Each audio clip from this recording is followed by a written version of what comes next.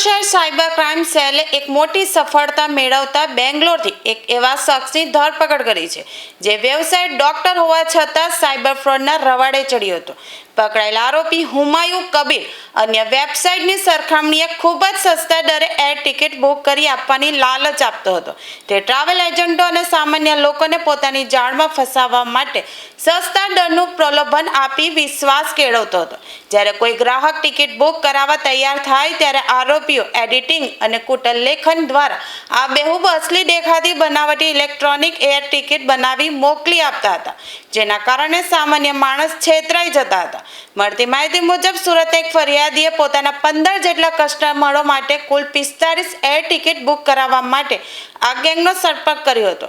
આરોપીઓએ market rate કરતાં સસ્તી ટિકિટ આપવાનો વાયદો કર્યો હતો. ફરિયાદીએ વિશ્વાસ રાખી અલગ અલગ બેંક એકાઉન્ટમાં કુલ ₹8,17,550 ટ્રાન્સફર કર્યા હતા.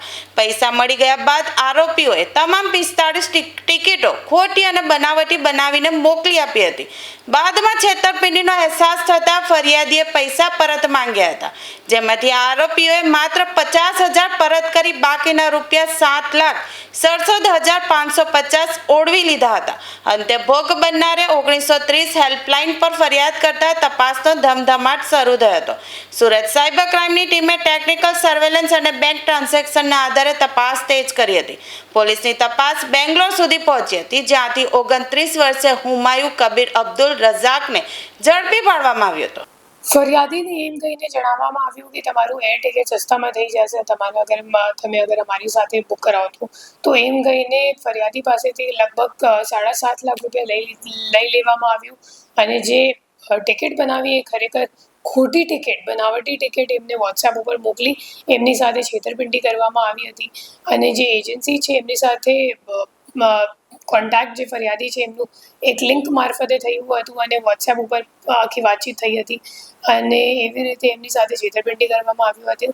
આ જે આરોપી છે એમને અમે લોકોએ બેંગ્લોર ખાતેથી ધરપકડ કર્યું છે અને છેલ્લા 1-1.5 વર્ષથી એ જ કામ કરે છે. એના સિવાય એ પોતાનું અકાઉન્ટ પણ ભાડે આપે છે સાયબર ફ્રોડના કામગીરી માટે. અને એમના ખાતા ઉપર અમે લોકોને હાલ સુધીમાં કુલ 6 NCRP કમ્પ્લેન્ટ પણ મળ્યું છે આ ફરિયાદ સિવાય. તો એમ ખોટી એજન્ટ તરીકે પણ કામ કરે છે અને સાથે પોતાનું અકાઉન્ટ સાયબર ફ્રોડ માટે પણ આપે છે.